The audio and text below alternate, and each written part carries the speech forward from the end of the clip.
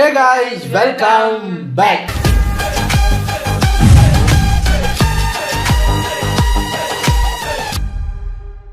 இன்னைக்கு நம்ம today trending சேனல்ல இருந்து ஒரு வீடியோங்க. இப்போ 2 நாளாக இவர் தான் டாக் ஆஃப் த டவுன். இவர் பண்ணின இந்த சம்பவம் தான் டாக் ஆஃப் த டவுன். எக்கச்சக்க அதுக்கு சப்போர்ட்டும் வருது, விமர்சனம் வருது, நக்கலும் பண்ணிக்கிட்டு இருக்காங்க. ஸோ இதில் வந்து நக்கல் பண்ணுறதுக்கெல்லாம் எதுவுமே இல்லை. அவரே பதில் வச்சிருக்காரு. ஏன் நாங்கள்லாம் வீடு வாங்கக்கூடாதா? ஏன் நாங்கள்லாம் ரோல்ஸ் ரைஸ் வாங்கக்கூடாதா? ஏன் நாங்கள்லாம் இதுக்குள்ளே வரக்கூடாதா? வரலாம், யார் வேணாலும் வரலாம், அது பிரச்சனை கிடையாது. பட் அவரோட அந்த லேட்டஸ்ட் ஸ்பீச் அவர் ஒன்று கொடுத்துருக்காரு. தனுஷ் என்டரிங் இன்டு பாலிடிக்ஸ் அப்படின்னு எங்ககிட்ட கேட்டிருக்காங்க. நீங்கள் சொல்லுங்கள். ஏன்னா அவர் வந்து இப்போ ஃபஸ்ட்டு கொடி ஒன்று ரிலீஸ் பண்ணியிருக்காரு. மேலே ஒயிட், கீழே ரெட், நடுவில் ஒரு நட்சத்திரம். அதெல்லாம் அவர் அந்த கொடியெல்லாம் ஃப்ளாக் எல்லாம் ரிலீஸ் பண்ணி அவரோட அந்த கொஞ்ச நாளாக அந்த வெள்ளை வேட்டி வெள்ளை சட்டையில் வந்துகிட்டு இருந்தாரு. இப்போ ஒரு அடிஷனாக ஒரு கண்ணாடி போட்டிருக்காரு. ஸோ ஒரு விதமான ஒரு லுக்குக்கு மாறிக்கிட்டு இருக்காரு. என்ன ஏது அப்படிங்கிறத பார்ப்போம். இந்த ஸ்பீச் தான் இப்போ எதை திறந்தாலும், சோஷியல் மீடியா எதை திறந்தாலுமே இந்த ஸ்பீச் தான் வந்துகிட்டு இருக்கு. அதில் ஒரு கிளிப்பு மட்டும் பார்த்துட்டு இந்த வீடியோவை ஃபுல்லாக பார்க்கணுங்கிற ஆசையில் தூக்கிட்டு வந்திருக்கேன். அவரோட லிங்கா, அவரோட சன் அந்த பக்கம் நிற்கிறாரு, ஸ்டேஜுக்கு அந்த பக்கம். எதை பற்றி பேசிகிட்டு இருந்தாப்புல அந்த டயலாகை சொன்னார்னு தெரியல. எங்கே நம்ம Linga baby, Linga if you are bad I am your dad அப்படின்னு எல்லாம் சிரிக்கிறாங்க. அப்படின்னா யோசிச்சேன், எதுக்கு அவரை கூப்பிட்டு அவர்கிட்ட சொன்னார்? இது லிங்காவுக்கு சொன்ன டயலாகா இல்லைன்னா வேறு யாருக்குன்னு சொல்கிறாரா தெரியல. அந்த வீடியோவை நம்ம ஃபுல்லாக பார்ப்போம். டுடே ட்ரெண்டிங் வந்து அதை ஃபன்னாக ட்ரால் பண்ணுவாங்க. அதை தான் நம்ம இன்றைக்கி பார்க்க போகிறோம். இது ஒரு ஷார்ட் 8 minutes வீடியோ இருந்தாலும் டக்குன்னு பார்த்துட்டு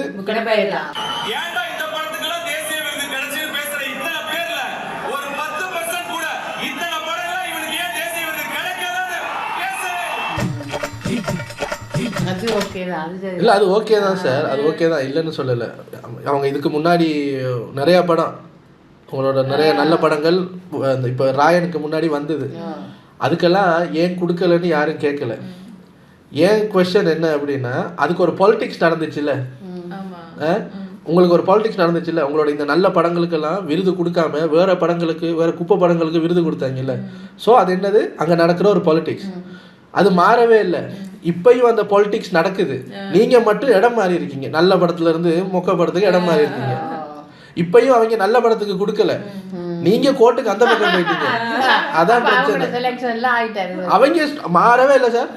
அவங்க வருஷம் குப்பை படமா பார்த்து கொடுத்துக்கிட்டு இருக்காங்க. இவ்வளவு நாள் நல்ல படம் கொடுத்துட்டு இருந்த நீங்க இப்ப திடீர்னு ராயனுக்கு தூக்கி கொடுக்கும்போது உங்களுக்கு அது வித்தியாசமா பாடுது.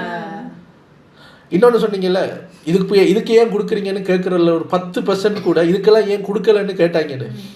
நீங்க வின் பண்ணுனீங்கல்ல, ஆடுகளம், அசுரன், அப்ப இது மாதிரி ஏதாவது வந்து கத்திக்கிட்டு இருந்தாங்களா யாராவது? இல்ல. ஏன்னா அது நல்ல படம்னு அவங்களுக்கு தெரியும். ராயனுக்கு ஏன் கொடுத்தீங்கன்னு தான் கேட்குறாங்க சார். என்ன பண்றது? நீங்க பழையபடி கோர்ட்டுக்கு இந்த பக்கம் வாங்க சார். சும்மா சந்திச்சோம், போட்டோ எடுத்தோம், ஆடியோ லான்ச்ல பார்த்தோம், இந்த மாதிரி பிறந்த நாள் அன்னைக்கு பார்த்தோன்னு அப்படியே விட்டுறாம நீங்க எல்லாரும் சேர்ந்து சரி ஒரு கட்சி ஆரம்பிச்சால அந்த பேச்சு அப்படியே விட்டுறாம நீங்க எல்லாரும் சேர்ந்து கடை இங்க தானே போடுறேன். நான் சொன்னல உங்களோட எடிட்டிங் நல்லா இருக்கு. கடை இங்க தானே இருக்கு. ஏரியால நீ மட்டும் தான் கடை வச்சிருக்க, வேற யாரும் இல்லைன்னு ஆணவத்துல ஆடுறல. ஆணவத்தையும் அக்கிரமத்தையும் அழிக்கிறதுக்கு பூமியில ஒருத்தன் பிறந்திருப்பான்டா. நிச்சயமா ஒரு நாளைக்கு வருவான்டா. வந்துட்டான்டா. இது என்ன தெரியுமா ஆச்சரியம்? பல வருஷமா 50-60 வருஷமா கடை வச்சு அக்கிரமம் பண்ணிட்டு இருப்பாங்க. ஒருத்தர் கடை போட்டு 2 மாசம் தான் ஆகுது.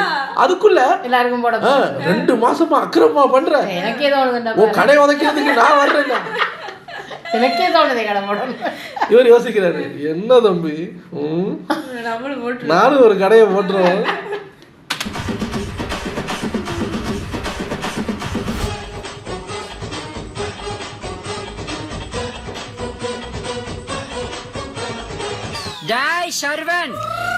ஒரு டயலாக் ஒன்று இருக்கு, ஏதோ ஒரு படத்துல யாரோ சொல்லுவாங்க, நம்மளை எதிர்க்க யாருமே இல்லை அப்படின்னு இருக்கிறது தான் எதிரிக்கு பெரிய பலமே. ஸோ நிறைய பேர் வரணும். இப்போ 2 பெரிய கட்சி 70 வருஷமா வேர் போட்டுட்டு இருந்த இடத்துல எதிர்க்க ஒருத்தர் வந்தாருன்னு போதானே ஆடிச்சு. ஸோ அவரை எதிர்க்கிறதுக்கு யாராவது வரணும், அப்பதான் எல்லாரும் ஒழுங்கா இருப்பாங்க. ஆஹா நம்ம ஏதாவது மிஸ்டேக் பண்ணா மக்களுக்கு ஆப்ஷன்ஸ் இருக்கு, அந்த பக்கம் தாவிட்டாங்கன்னா அப்படின்னு இருக்கும். ஸோ ஆப்ஷன்ஸ் நிறைய இருக்கணும். So everybody welcome. இப்போ சமீபத்துல ராயன் படத்துக்கு சொல்லுங்க சார். ராயன் படத்துக்கு தேசிய விருது கிடைச்சது. அத வேற ஞாபகப்படுத்திட்டீங்க. நெஞ்சமெல்லாம் பொண்ணா இருக்கு தம்பி, மறக்க முடியல. அந்த வருஷம் அந்த படத்தை விட தகுதியான பல படங்கள் நிச்சயமா இருக்கு. நீங்களே சொல்றீங்களே. Very good very good. அந்த படங்களுடைய ரசிகர்கள் அதற்கான அதிருப்தியை வெளிப்படுத்தினாங்க. அதை நான் முழுசா மதிக்கிறேன், நிச்சயமா மதிக்கிறேன். நாங்கெல்லாம் குரூப்பா டிஸ்கஸ் பண்ணி சீன் பண்ணா நீ சொல்லவா வந்து போலோ சாப்பிட்டு போவியா? அது ஒரு காலம் ரிலீஸ் ஆச்சு. நிச்சயமா இந்த படத்துக்கு எனக்கு தேசிய விருது கிடைக்கும்னு சொன்னாங்க. சின்ன பையன் அப்படிங்கறதால நானும் ரொம்ப ஆசையா காத்துட்டு இருந்தேன். ஆனா எனக்கு கிடைக்கல. அதுக்கப்புறம் புதுப்பேட்டை நல்ல படம், கண்டிப்பா தேசிய விருது கிடைக்கும் எல்லாரும் சொன்னாங்க, நீங்களும் சொன்னீங்க. ஆனா எனக்கு கிடைக்கல. கரெக்ட் தான், புரியுது. மயக்கமன்னா, மரியான், ராஞ்சனா, வடசென்னை, கர்ணன், இத்தனை படங்களுக்கும் தேசிய விருது கிடைக்கும் கிடைக்கும் நிறைய பேர் பேசினாங்க, டிஸ்கஸ் பண்ணாங்க. ஆனா கிடைக்கல, அமையல. அமைய வைக்கணுமாமே, அமையாது. முடியும். ஒரு சில விஷயங்கள் நம்ம எவ்வளவுதான் முயற்சி பண்ணாலும் அமைச்சிக்கவே முடியாது. அது தானாதான் அமையணும். நம்மளால ஒண்ணும் பண்ண முடியாது. அதாவது வாய்க்கு வந்தபடி எல்லாம் பேசப்படாது, எதா இருந்தாலும் நியாயமா பேசணுமா இல்லையா? அப்ப சின்சியாரிட்டிக்கு சார். இப்போ நீங்கள் சொன்னீங்கல்ல என்னோட நல்ல படங்களுக்கெல்லாம் கிடைக்கும் நீங்களே, கிடைச்சிச்சா? அப்போ உங்களுக்கு ஒரு ஒரு ஒரு இது வருதுல்ல, ஃபீலிங். அதான் சார் இவங்களுக்கு சொல்கிறீங்களா. இப்போ என்னோட அந்த ராஞ்சனா, அது இது வடச்சேனை, அதுக்கெல்லாம் கொடுத்தீங்களா? அதே தான் இப்போ அவங்களும் கேட்குறாங்க. எல்லா நல்ல படம் வந்துச்சுல்ல, ஏன் எங்களுக்கு தரல? என்ன அவங்க ஒரு படி மேலே போய் ஏன் இதுக்கு கொடுத்தீங்கன்னு கேட்குறாங்க. நீ எங்களுக்கு தராதது கூட வருத்தம் இல்லைடா, இதுக்கு கொடுத்தீங்க பார்த்தியா? ஒரு சில தனுஷ் ஃபேன்ஸ் என்ன சொல்கிறாங்கன்னா, ராயனுக்கு விருது கிடைச்சதை தனுஷ் சாரே ஏற்றுக்க மாட்டாருங்கன்ற மாதிரி அவர் சொல்கிறாரு. என்ன பண்ணுறது சார், அவங்க ரொம்ப கெட்டு போயிட்டாங்க. இப்போலாம் சீனியாரிட்டிக்கு என்ன சார் மரியாதை? இந்த வாட்டி எனக்கு அமைஞ்சிருச்சு, கிடைச்சிச்சு. இதெல்லாம் ஒரு காரணம். யாராவது மொட்டை அடிச்சிட்டு வந்தா அவன் தலையில தபையெல்லாம் வாசிப்பீங்க. அதெல்லாம் எனக்கு வாசிக்க தெரியாது. இதுக்கு அதுக்கு என்ன சம்பந்தம்?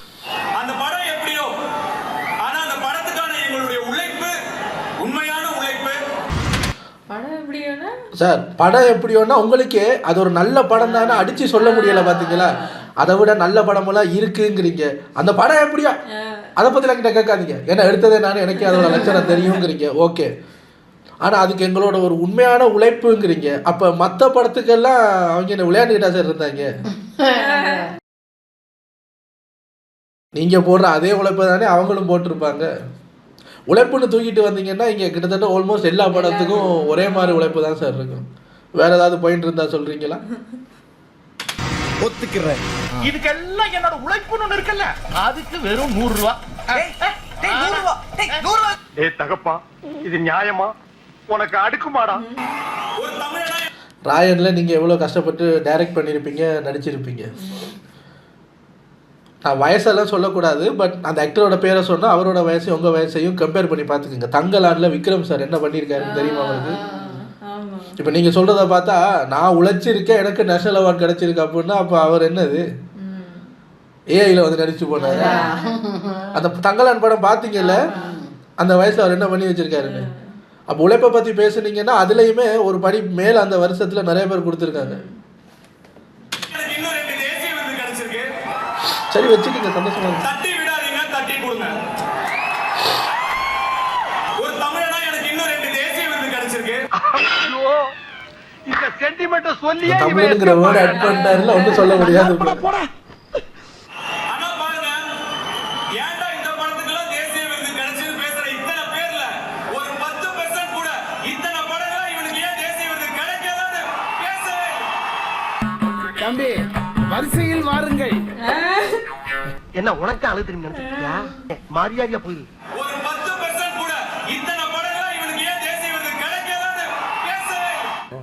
ஒரு நிமிஷம் இரு. என்கிட்ட ஒண்ணுமே இல்லையடா.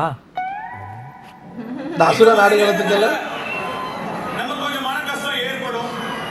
இந்த மாதிரி சவால்களை சேலஞ்சஸ் எல்லாம் எப்படி ஃபேஸ் பண்ண போறோம், ஏன் இந்த மாதிரி நமக்கு நடக்குது, அந்த மாதிரி நேரங்கள்ல நமக்கு கொஞ்சம் மனசு தொய்வா இருக்கும்.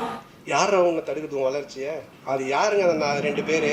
அவனை விட்டுருங்க. நீங்க தடுக்க பாருங்க, இப்போ சொந்தமா கட்சியெல்லாம் ஆரம்பிச்சிட்டான். அவன் ஃப்ரீயா விட்டாலே அப்படியே இருப்பான். நீங்க தடுக்க தான் எதனா ஒன்று பண்ணிட்டு இருவான். எவ்வளோ சிக்கல்கள் வந்தாலும் என்ன பிரச்சனை வந்தாலும் ஜெயிக்கிற வரைக்கும் மோதி பார்த்துடணும். நம்ம தல அஜித் சார் சொன்ன மாதிரி தான். என்னிடம் வராதீர்கள் தம்பி, செல்லுங்கள் தோழர்களே. சரிங்க சரிங்க.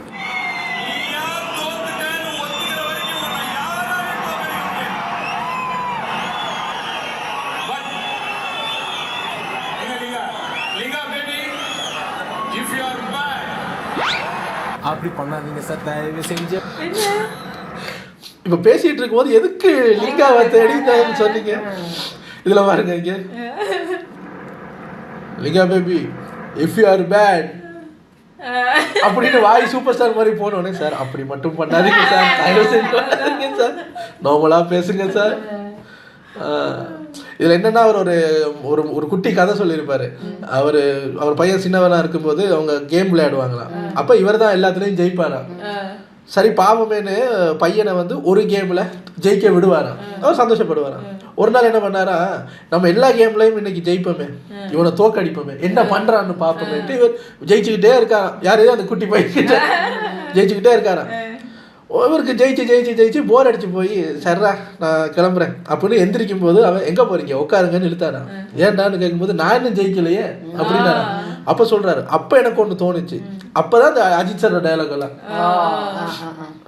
ஜெயிக்கிற வரைக்கும் மோதி பாத்திர வேண்டியதுதான் அப்படியே சொல்லிட்டு தான் லிங்காவை பார்த்து அதை சொன்னது. இப்படி பண்ணாதீங்க சார், வேணா சார், இப்படி பண்ணாதீங்க சார், வேணாம். நீ நடிகண்டா தெரிசா உனக்கு கிடைக்கும்டா. இவ்வளவு பேர் ஒண்ணு கூடிருக்கீங்க, இவ்வளவு பேரால ஒரு இடத்துல கூட முடியுது. அந்த ஒற்றுமைக்கு, அந்த யூனிட்டிக்கு ஒரு பவர் இருக்கு.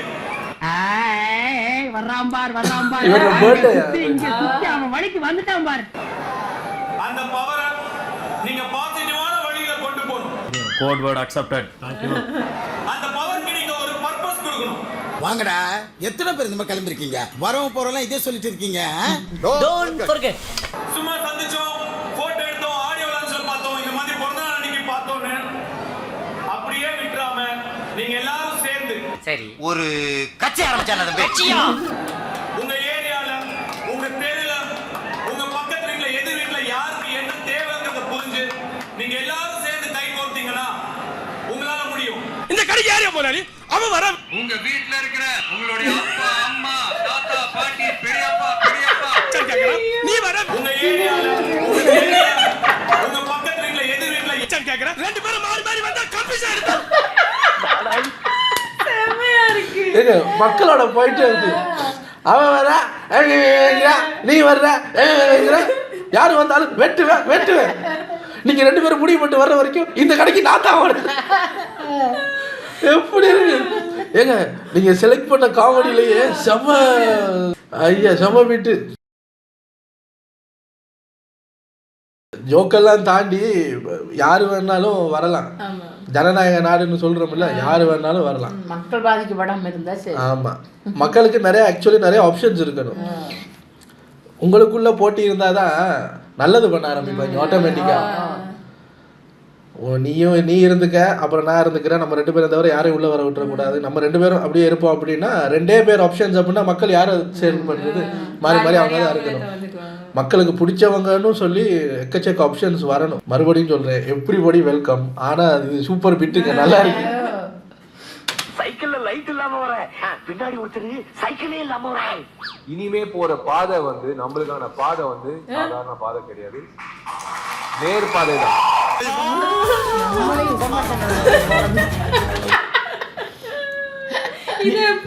இது இப்ப நீங்க என்ன புது அட்மிஷனா? வெயிட்டிங் லிஸ்ட்ல. நான் சொன்னதை சீரியஸா எடுத்துக்கிட்டீங்களா? போட்டிக்கு பல பேர் வரணும், எல்லாரும் வர்றாங்க. அப்ப நம்ம கேட்கலாம், போட்டிக்கு நாங்களும் வரலாமா? அவர் சொல்லுவாங்க நீ உங்கள் ஊரில் போய் போட்டி போட்டு தனியா ஒன்று ஒட்டுறாரு போட்டிக்கு வந்து. ஜெயிக்கிறமோ இல்லையோ இந்த ஐஃபோன் வச்சிருந்தா பந்தான்ற மாதிரி நம்மளுக்கு ஒரு கட்சிக்கு ஓனராக இருப்போமே. ஜெயிக்கலாம் தேவையில்ல. இவன் யாரு அப்படின்னு கேட்டா இவன் வந்து ஹரியோட அம்மா அப்படி சொல்றது நல்லா இருக்கா, காக்குக்கா கட்சியோட தலைவருங்க அப்படின்னு சொல்றது நல்லா இருக்கா? அதான் நல்லா இருக்கு. அவர் என்ன பண்ணுவாரா அவனுக்கே தெரியாதுங்க, கட்சிக்கு தலைவருக்கு அந்த பேரை வச்சுக்கிட்டு சுத்துறாரு. ஆயிருந்தியா ஆக்கணுமே அவங்க. அதான் தேவைங்கிறேன். ஜெயிக்கிறவங்க தானே மக்கள் சப்போர்ட் வேணும். நீ ஓனர் பதவியில தானே உட்கார. சரி சரி சம்பளம் கிடைக்குமா? அந்த அந்த விவேக் சார் சொல்லுவாரு டான்னு ஃபார்ம் ஆகிட்டா சும்மா 4 இடத்துக்கு போகணும் வரணும், மாடி படி கட்டி ஏறணும் இறங்கணும். ஸோ கட்சி தலைவர்னு உனக்கு ஒரு பேர் இருக்கும். சும்மா போவா யாரையாவது பார்த்தா ஆசீர்வாதம் பண்ணு, சும்மா அதாவது நமக்கு ஒரு டீமே இருக்கு எல்லாரையும் பார்த்தா. நமக்கு இந்த ஜெயிக்கணும் எல்லாம் தேவையில்லை. சும்மா அந்த கட்சிக்கு யார் சார் அப்படின்னா அந்த கட்சியோட தலைவருங்க, அது போதும். 10 கிலோ இருக்கு நக்கலை 10 கிலோ இருக்கு. எல்லாரும் நல்லபடியா பொறுப்பா பத்திரமா வீட்டுக்கு போகணும். பைக்ல ஃபாலோ பண்ணாதீங்க, ஓவர்டேக் பண்ணாதீங்க. அதே டயலாக் கிரியேட் பண்ண கூடாது.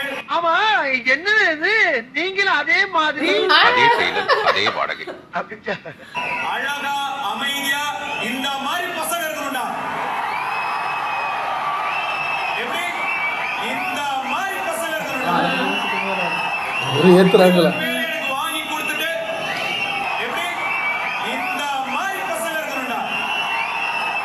அப்படி ஒரு பேர் எனக்கு வாங்கி கொடுத்துட்டு பத்திரமா நல்லபடியா உங்க வீட்டுக்கு போங்க, உங்க குடும்பத்தை போய் சேருங்க. போ நெருப்பு மாதிரி வேலை செய்யணும் குமாரு. தியாகம் தான் உன்னை உயர்த்தும். யாருக்கு தெரியும், ஒரு நாளைக்கு அமைச்சரா கூட உங்களுக்கு உங்களுக்கு இன்னும் இன்னும் இன்னும் ஓட வைக்கிற உங்களுக்கு என்னுடைய நெஞ்சார்ந்த நன்றி. ஓம் நம சிவாய. ஜெய். என்னது வராது. என்ன நம்ம டைலாக்கே பேசுற, நம்மளையும் ஃபாலோ பண்ற, ரொம்ப தப்பாச்சே. அவர் ஒன்று வச்சிருக்காருல்ல, கான்ஃபிடென்ட்டா இருக்க மக்கள் நல்லதே நடக்கும், அது பழகிருச்சு. இப்போ இங்கே வந்து ஓம் நம சிவாய் ஜெய்யா பழக்கப்படுத்திக்குவோம். ஓம் நம சிவாய ஜெய் அப்படின்றாரு. ஸோ ஒவ்வொருத்தர் இது பிடிக்கிறாங்க. அவர் நேற்று யாருக்கோ ஆட்டோலாம் புதுசாக கொடுத்துருந்தாரு. அந்த அந்த ஃபுட்டேஜ் இதில் வரல, நான் வரும்னு எதிர்பார்த்தே வரல. ஆட்டோலாம் கொடுத்துருந்தாரு. ஸோ ஏதோ என்ன நோக்கத்துக்கோ வர்றீங்களோ நல்லது பண்ணா யாருக்கோ அவங்களுக்கு ஒரு 10 பேருக்கு ஆட்டோ கிடைச்சதில்ல, சந்தோஷம். அது வரைக்கும் வியாபாரத்துக்கு அவனே இங்கதானே போடுறேன். இருக்கிறதும் தெரியக்கூடாது, எடுக்கிறதுக்கு ஈஸியா இருக்கணும். எடுத்து பாரு உள்ளவை, எடுத்து பாரு உள்ளவை. எப்போது வரப்போகிறா? எப்போது வேண்டுமானாலும் வரலாம். வரட்டும், நல்லாதான் இருக்கு. அவருக்கு திறமை இருக்கு, ஐடியா. அவரும் அந்த நாட்டு சிட்டிசன். எல்லாரும் உரிமை இருக்கு தானே. ஆமா, ஸ்டார்டிங்ல எல்லாரும் தான் ட்ரால் பண்ணுவாங்க. விஜய் கட்சி ஆரம்பிக்கும் போது மட்டும் அப்படியே இல்ல 100% ஆஃப் த பாப்புலேஷனும் வாங்க நான் சொல்லிச்சு, நடிகருக்கு இருக்குங்க அப்படி இப்படின்னாங்க. சொல்ல முடியாதுல்ல யாரு தலையில என்ன எழுதியிருக்கோம், மாறிடுச்சுல. So let everybody come. அதே மாதிரி தான் நீங்கள் போய் இப்போ தனுஷ்கிட்ட ஏதாவது பேசுனீங்கன்னா அவர் வந்துடுவார். ஏன் நாங்கள்லாம் ஆரம்பிக்கக்கூடாதா, நாங்கள்லாம் இது பண்ணக்கூடாதா? சார் நீங்கள் என்ன வேணாலும் பண்ணுங்கள். இப்போ நீங்களும் ரிட்டையர் ஆகிட்டு வந்து கேட்டால் இது மாதிரி நிறையா ஸ்பீச் நாங்கள் கேட்க வேண்டியிருக்கும், வீடியோவில் பார்க்க வேண்டியும் இருக்கும். ஸோ அதெல்லாம் வந்து ரசித்து பார்க்கணும். நீங்கள் பேசுகிறதெல்லாம் நல்லா தான் இருக்குது, இடைக்கிடைய நீங்கள் வாய் ஒரு மாதிரி வைக்கிறீங்களே அது மட்டும்தான் சார் லைட்டாக இருக்குது. வேற மேனரிசம் ட்ரை பண்ணுங்க, நல்லா இருக்கும். ஆனா நம்ம அப்ப பார்த்தது தனுஷ் வந்து நார்மலா தான் பேசுவாரு. தனுஷ் மட்டும்தாங்க வாழ்க்கையில எத்தனை அந்த ஃப்ளேவர்ஸ் காட்டியிருக்காங்க. ஆரம்ப கட்ட தனுஷ் எடுத்து பார்த்தீங்கன்னா ஒரு மாதிரி இருக்கும், அதுக்கு செகண்ட் லெவல் தேர்ட் லெவல் இப்போ எப்படி மாறி வந்து நிற்கிறாருன்னு பாருங்களேன். ஒரு மனுஷன் வாழ்க்கையில இத்தனை ஃப்ளேவர்ஸ், இத்தனை ஃப்ளேவர் ஆஃப் ஒரு ஆளை நீங்கள் பார்க்கணும்னா தனுஷ் பார்க்கலாம். நான் வந்து அந்த கெட்டப் சேஞ்சில் மட்டும் சொல்லலை, கேரக்டராகவே இன் அ குட் வே. ஸ்டார்டிங்கில் ஒரு மாதிரி இருப்பார், அப்புறம் அவரோட அந்த பேச்சு இது மாறுறது என்ன அது இதுன்னு அது அவ்வளோத்தையும் இன்டெக்ட் பண்ணி வச்சிருக்காரு. ஏதோ அடுத்த வீடியோ யாருக்குங்க, விஷாலுக்கா?